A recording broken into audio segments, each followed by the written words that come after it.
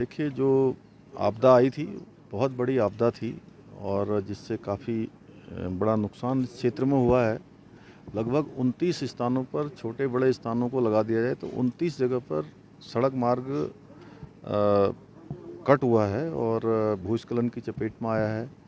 2 स्थानों पर पुल भी और तमाम जो सरकारी संपत्तियां हैं उसका भी नुकसान हुआ है, कटाव बहुत हुआ है। बिजली की लाइनें क्षतिग्रस्त हुई हैं, पेयजल की लाइनें क्षतिग्रस्त हुई हैं, दूरसंचार सेवाएं भी कुछ समय बाधित रही हैं, लेकिन सभी लोगों ने मिलकर यहाँ पर आपदा प्रबंधन विभाग के लोगों ने, हमारे जिला प्रशासन के लोगों ने, एनडीआरएफ, एसडीआरएफ, अनेक संस्थाएं, हमारे सभी जनप्रतिनिधिगण, धार्मिक संगठनों के लोग, सामाजिक संगठनों के लोग, हमारे प्रधानगण, पंचायत के प्रतिनिधि, पंडा समाज के लोग, तीर्थ पुरोहित, सब ने आगे आकर इस मुश्किल समय में तेज़ी से इस अभियान में सभी को मदद करने का काम किया है, बचाने का काम किया है, राहत पहुंचाने का काम किया है। राज्य सरकार ने भी और केंद्र सरकार ने भी लगातार इस पर अपना ध्यान पूरी तरह से केंद्रित किया।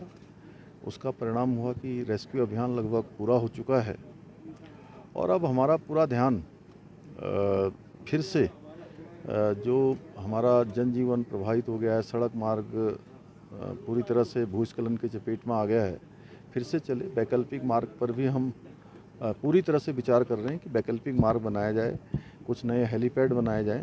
मैं आदरणीय प्रधानमंत्री जी का भी धन्यवाद करता हूं, आदरणीय गृह मंत्री जी का धन्यवाद करता हूं कि उन्होंने इस मुश्किल समय में, आपदा के समय में हमारा पूरा साथ दिया। यहाँ चिनूक हेलीकॉप्टर भी आया, यहाँ पर MI भी आया, राज्य की तरफ से भी यहाँ पर पहले दिन से 4 हेलीकॉप्टरों ने काम करना शुरू किया।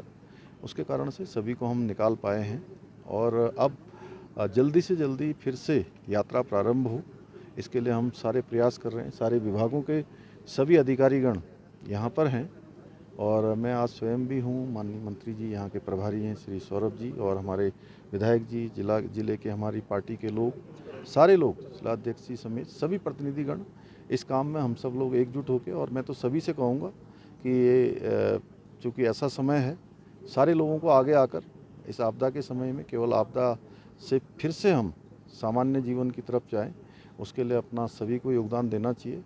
और कल से केदारनाथ जी की जो हेली सेवा से दर्शन है वो प्रारंभ हो जाएंगे और हम जो भी हेली सेवा से दर्शन करने वाले तीर्थयात्री होंगे, श्रद्धालु होंगे, उनको 25% हेली टिकटों में भी जो है हम छूट देंगे। उसकी प्रतिपूर्ति राज्य सरकार की तरफ से की जाएगी। सर, एक सवाल ये है कि आपने वैकल्पिक मार्गों की बात की है, जो चामोसी से होते हुए एक ट्रैक है, 2013 की आपदा में भी उसका इस्तेमाल किया गया था, तो क्या उस ट्रैक को भी डेवलप करने की कोई पहल की जाएगी सरकार की ओर से? उस मार्ग के बारे में आज अभी हमारी बैठक में पूरी तरह से चर्चा हुई है।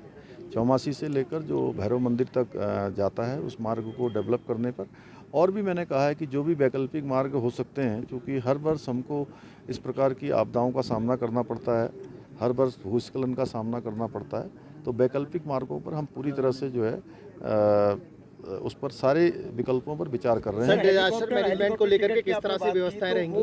क्या IRCTC से बुकिंग होगी, ऑफलाइन आप व्यवस्था रखेंगे? देखिए उसकी हम व्यवस्था बनाएंगे कि सारे श्रद्धालु लोगों को जो है आसानी से टिकट भी मिल जाए, और जो हमने कहा है कि राज्य सरकार उसके लिए काम करेगी, तो वो काम भी हम करेंगे, पूरी तरह से व्यवस्था बनाएंगे। कितनी है? देखिए, कैजुअल्टी का चूँकि अभी एकदम से कुछ लोग 4-5 लोगों का ऐसा मिसिंग का भी आया है।